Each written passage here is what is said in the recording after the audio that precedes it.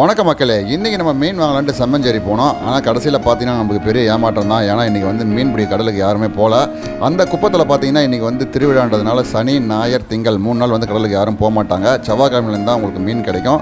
நீங்கள் யாரும் வந்து ஞாயிற்றுக்கிழமையில் அங்கே போகாதீங்க, மீன் எதுவும் கிடைக்காது. செவ்வாய்க்கிழமையில் போனால் மட்டும்தான் மீன் கிடைக்கும். சரி, இங்கே தான் மீன் இல்லையே, நம்ம நேராக வந்து கோவளம் போகலான்னு கோவளத்துக்கு விட்டாச்சு. ஆனால் பார்த்தா சரியான கூட்டம், செம்மஞ்சேரியில் இருக்கிற கூட்டம் எல்லாமே கோவளத்துக்கு வந்துட்டாங்க. அதனால் மீனோட ரேட்லாம் கொஞ்சம் அதிகமாகவே இருந்தது கோவளத்தில். இன்னைக்கு கோவளத்தில் பார்த்தீங்கன்னா நெத்திலி மீன் வந்து ரொம்ப அதிகமாகவே இருந்தது. பெரிய பெரிய நெத்திலி மீன்லாம் வந்து 100, 200 அந்த மாதிரி கொடுத்துட்டு இருந்தாங்க. சரி, இந்த போட்டில் என்னென்ன மீன் இருக்குதுன்னு பார்த்தீங்கன்னா வந்து குமாரப்பாறை, சங்கரா, ஊடா மீன், அப்புறம் கோழி மீன்லாம் இருந்தது. இந்த ஊடா மீன்லாம் பார்த்தீங்கன்னா கூறு வந்து 500 ரூபாய், சங்கரா மீன் வந்து 200 ரூபாய், அப்புறம் வந்து கோழி மீன் வந்து 300 ரூபாய்.